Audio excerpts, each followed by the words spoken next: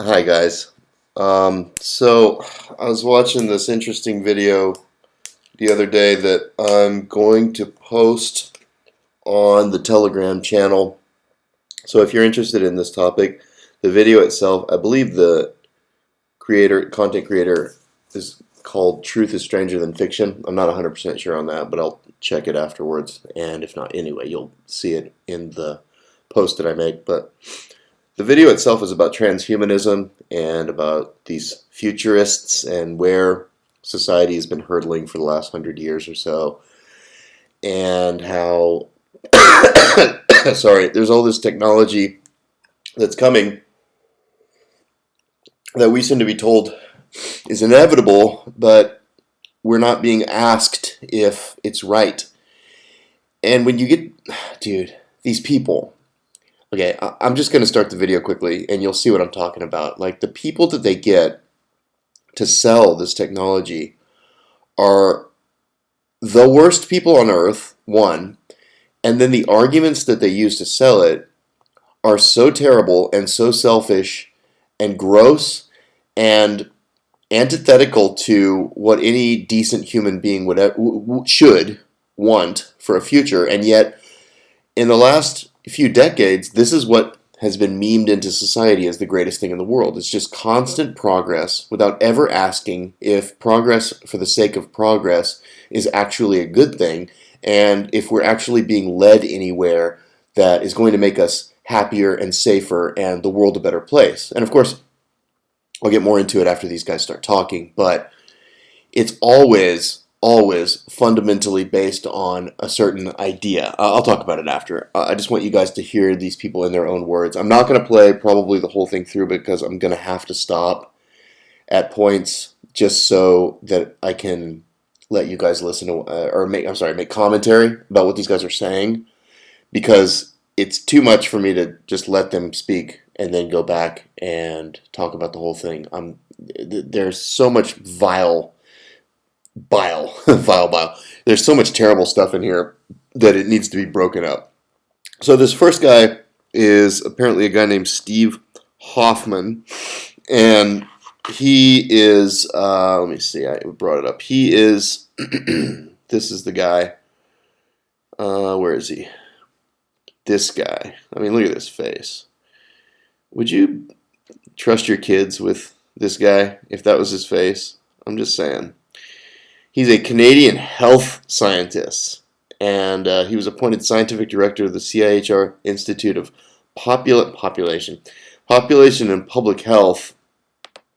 And, I mean, this is the guy who's selling you the future, which is, well, you'll see. You'll see what he's saying. I just want you to get a good look at this guy before he starts talking. And really ask yourself, like, would you trust this guy? Would you trust this guy right here? To sell you anything, much less something that you're going to program your brain with. Okay, so, man, all right, let's just hear him talk for, where are we? Let's just hear him talk for a second. So my point is that as this technology emerges, we will be creating our own new realities.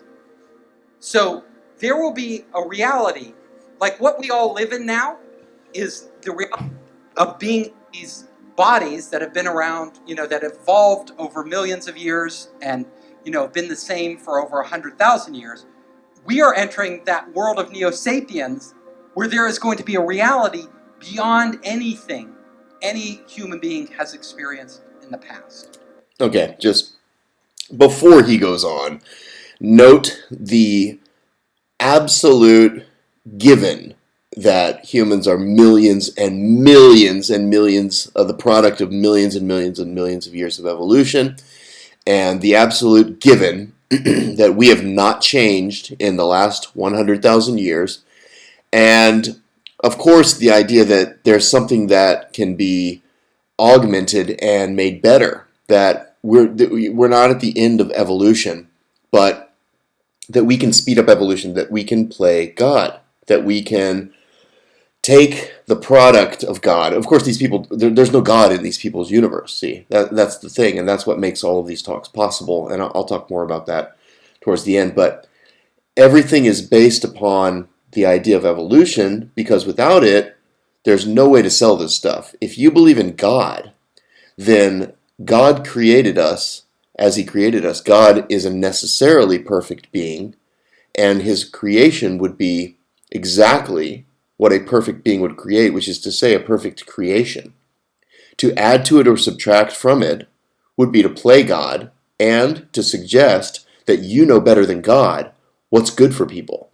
And that's what these people are all about, of course, because this is the oldest story in history. It's the oldest story in the story of our own history, Genesis 3, the story of Genesis 3, in which man can be like God, because that's what all this transhumanism moves towards. And that's why these people always push, they all push the same ideas: evolution, heliocentrism, the Big Bang, the infinite universe theory, dinosaurs, global warming, climate change, you name it, all of these things, the environment, the fact that everyone's going to die based upon the actions of humans, the fact that we can augment humans to make them better, that we can supercharge evolution, that evolution is real in the first place. All of these things are just givens, and all of these people across the board all believe the exact same thing. Well, why?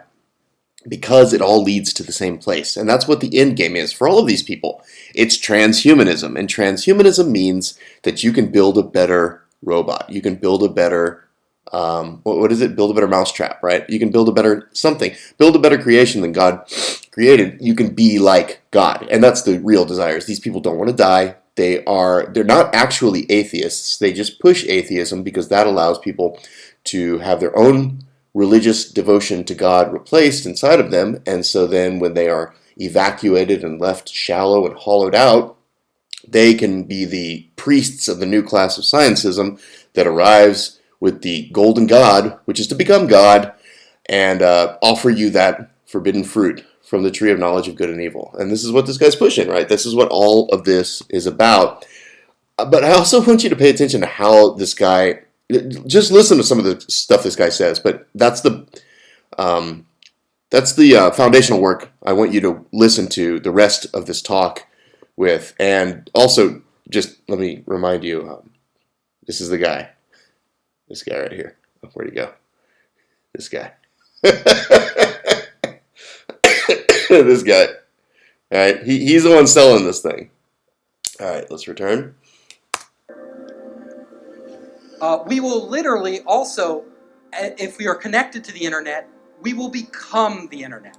We will end up becoming one giant organism where all of us are interconnected, where my emotions and my pain and my memories and my life and your emotions, we're just swapping them, you know? Okay, I've lived through 2 years of the COVID operation. Oh shit. Now I can't put this on YouTube. Okay, maybe I can. I didn't say that. Sorry, AI bot that's listening to this. I just said the last 2 years. I've lived through the last 2 years and seen how people are acting. And buddy, I don't want to share anything with these people. I don't want to share anything whatsoever. I certainly don't want to be connected into some big hive mind, and I certainly don't want to be connected to where I have to feel these people's emotions and hear their thoughts. But that's exactly what this guy suggests, and it's exactly what the next guy suggests too. Some of the dehumanizing language that these people use is really astounding in that why would anyone want to be assimilated into a Borg, and the Borg doesn't have any real care for your individual needs and wants and desires and hopes and dreams and the trajectory that your individual life has. All of it is just the assimilation into this Borg. And who's to say that this Borg, this hive mind, is going to be something that once you're inside of it, you would necessarily agree with? Well, you won't have the opportunity to agree with it or disagree with it because you'll be assimilated at that point. I need to make sure that I'm actually recording this thing. Stop recording. Okay, I am recording. All right, I'm going to keep listening to this jerk. Second. Just like we swap all this data online right now. It is just becoming one giant thing. Now, a lot of mystical philosophers and great thinkers have posited the idea that heaven is that ultimate unification of all of consciousness, right? So notice he said philosophers and thinkers, and now he's talking about heaven. And he doesn't mention God whatsoever. He doesn't mention religion whatsoever. He's talking about a purely materialistic idea of what heaven is supposed to be. This is the way that these people talk. There's nothing transcendental, right? Everything is the material. I'll just let him keep talking.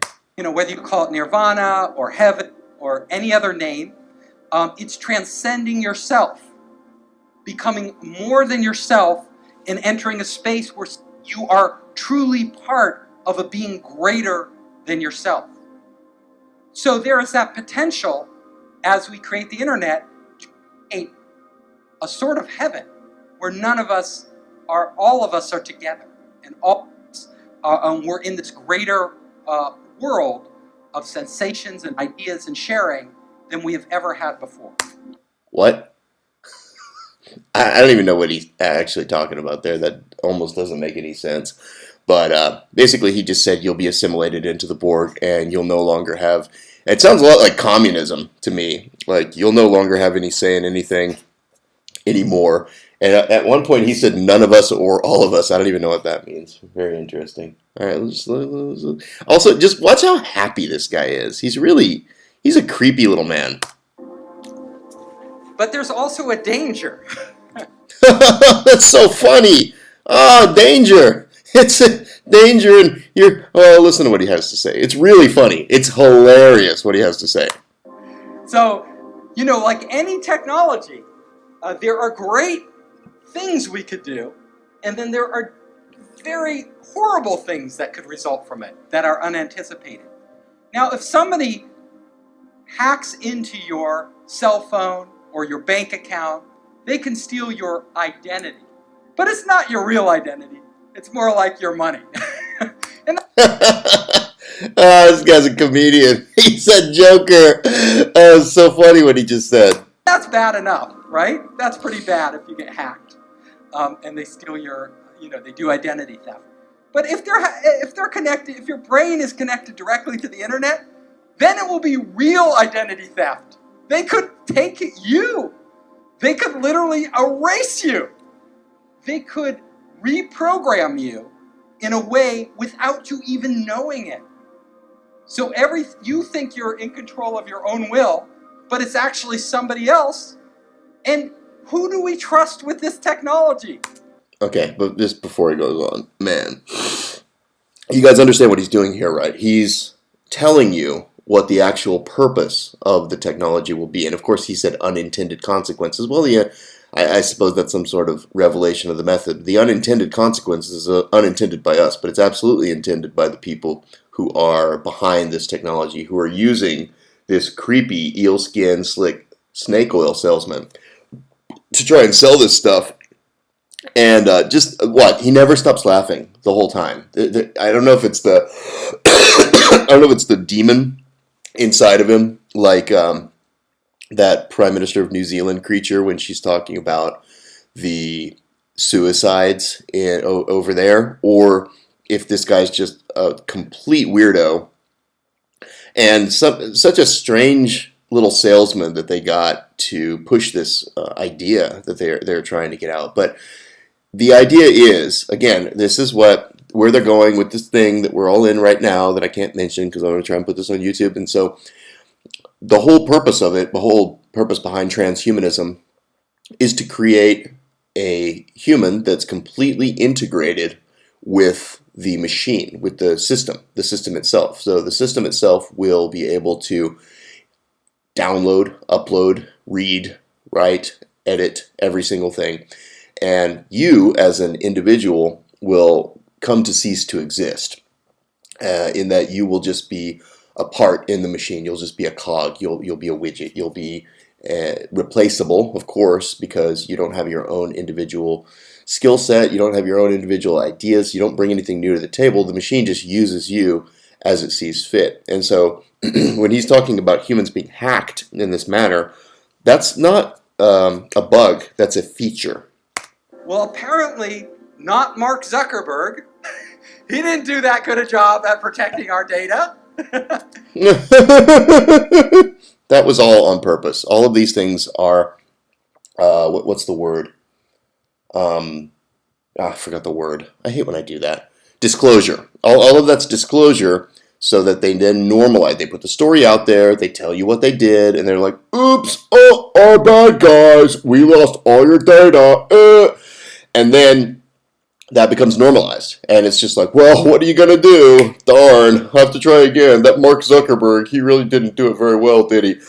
But that's what this is all about. And so he's laughing. But imagine what happens when they lose your data. It's going to be another big oops, but it'll be too late because you're jacked into the system now. You know, do we trust a government? No. Do we trust Donald Trump? Donald Trump.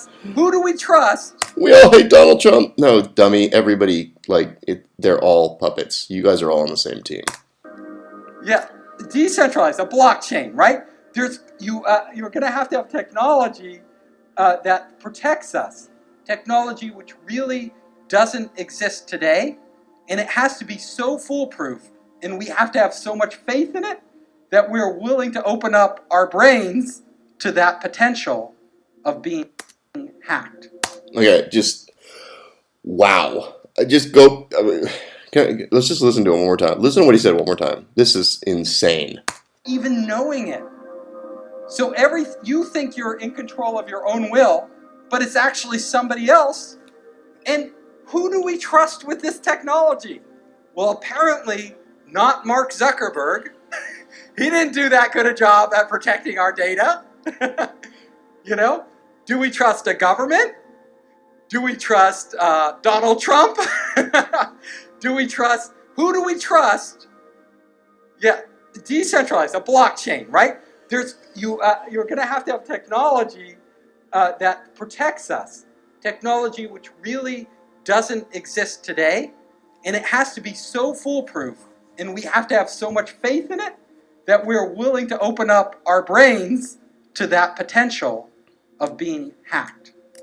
So, what this guy is saying is, this is coming. It's absolutely good. Everybody needs it. It's inevitable. And we have to have faith in it. And we have to have faith in some authority that he doesn't name.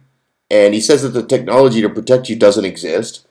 And he names a lot of people who have the most authority in the world. And he says we can't trust any of them. But then he just goes on to say, and we have to have faith in it. And we have to, go ahead and submit ourselves, even though our brain might be hacked. I mean, I just don't understand how people can listen to these things and walk away going, oh yeah, that all checks out. That sounds good. Let me sign me up for that one. Jack me in. I mean, really insane. Okay, I'm just going to jump to the next dude, and his section is only a little over a minute. And so we'll just listen to him, and then I'll finish up. Hold on. 11:36. Sorry, just give me just a sec. Right here. Okay. This next guy is called Peter Diamandis. And again, these are just some futurist, whatever that means, guys. And they're salesmen, okay? They're not somebody who... I don't believe that these guys actually know almost anything about what they're talking about. Google's, what's his name? I already forgot the guy's name. Kurzweil, Ray Kurzweil, and Geordie Rose, and I think these guys are just actors, just like everyone else on the stage, just like Elon Musk. All these guys, they're actors. Okay, I don't believe anything that they're saying.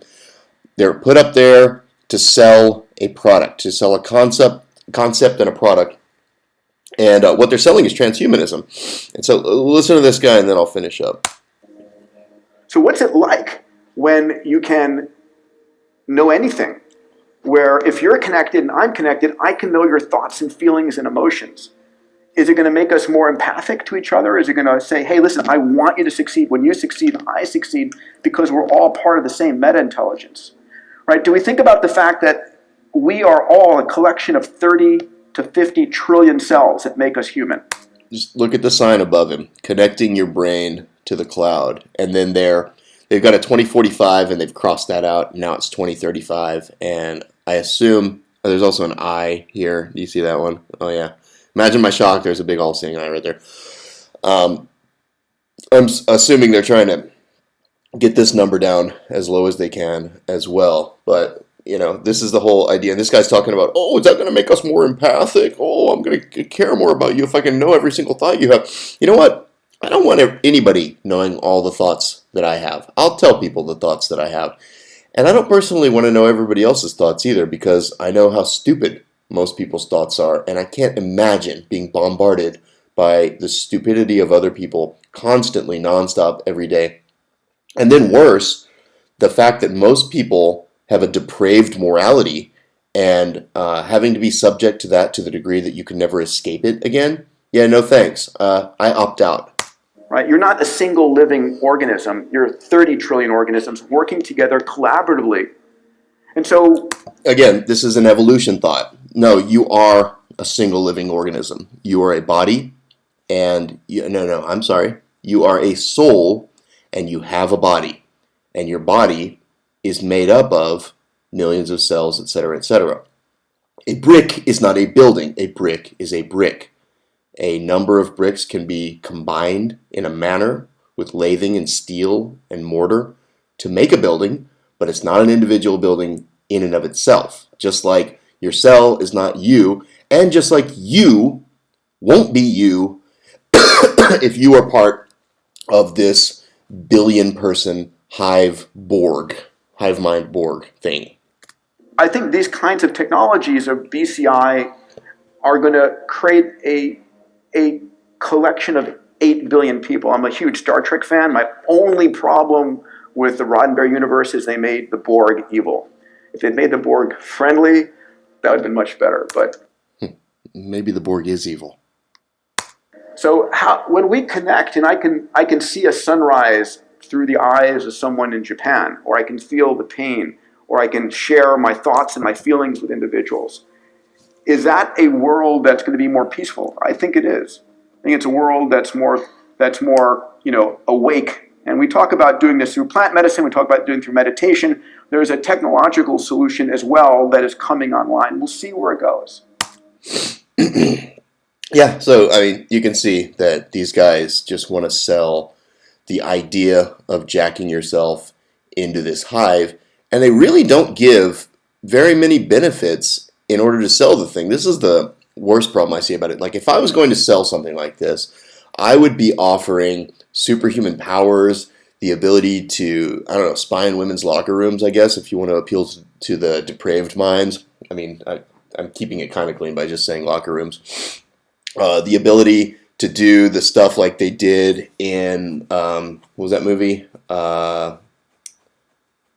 Demolition Man? Was it Demolition Man? With Sylvester Stallone and Sandra Bullock, when they put the helmet thing on and they had the sex, and it was like virtual sex, VR sex or something like that.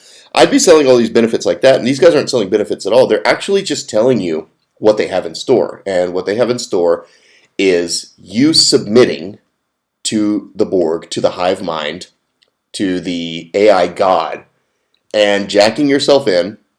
And then they even tell you that you can be hacked once you are jacked in, and they can steal your identity, literally. And that's what the idea of identity theft is right now. That's pushing an idea that will later become a reality, in which individuals have no actual identity, because the system does not want people to have an identity, because those act as dangers, as unstable elements in the system. And the system needs itself to be completely what's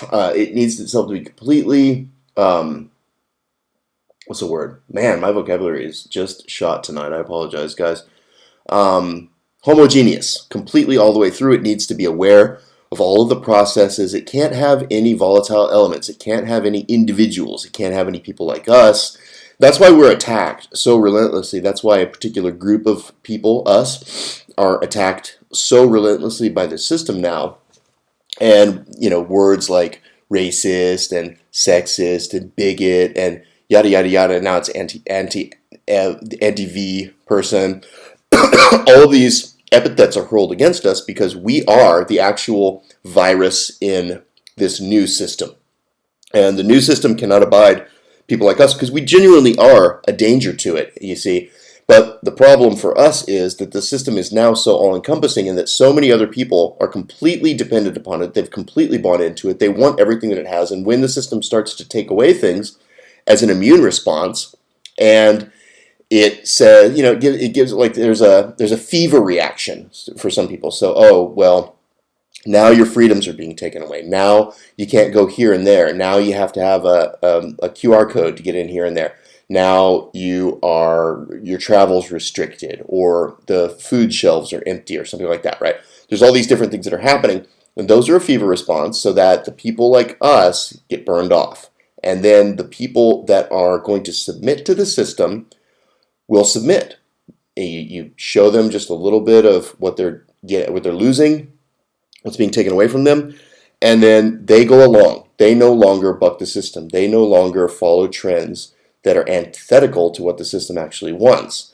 And the people like us, well, they're going to have to find a different way to get rid of us eventually. But they're doing all that they can right now, as you see if you look around, to make things as absolutely uncomfortable for us as possible, so that we'll go ahead and go along with the system and get that V and assimilate into the hive Borg mind. And then, after that is accomplished, I think that those people are going to have very little opportunity to escape it for a number of different reasons. One of the reasons is going to be physical, because there's no way to opt out anymore. The other reason is going to be mental, because you're controlled by some sort of external force using the various things. I don't know, I'm going to upload this to YouTube, so I don't know what I can get away with, what I can say, but the 5 tower thing and the other aspects of society. I mean, it does seem like humans are already able to receive downloads and be tuned to certain frequencies and be controlled remotely by whatever means this amazing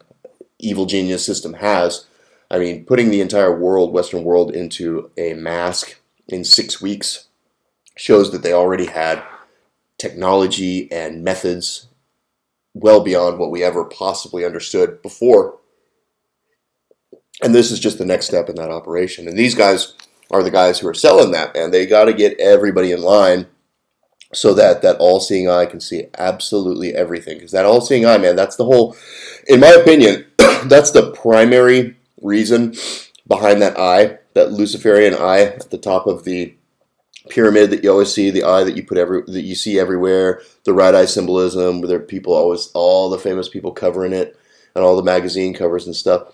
I think it's because the goal is a complete, utter, 100% surveillance state, to the degree that it knows every single thing about every single person within it, as well as all of the movements, the technology, the location, the layout, the supply chains, everything in it, because that's the closest that Satan can come to being God, and it's the only thing that gives him anything of a fighting chance in order that he not be cast into the lake of fire for all eternity. And I think that's what the end goal of all of that is, and that's why the remaining people all have to be assimilated into that, because if they go against it, then that gives the advantage, takes the advantage away from him, I should say. But not that he's ever going to have an advantage, but he's desperate. He's doing everything that he can to save himself from an eternity in the lake of fire. So, I mean, from his perspective,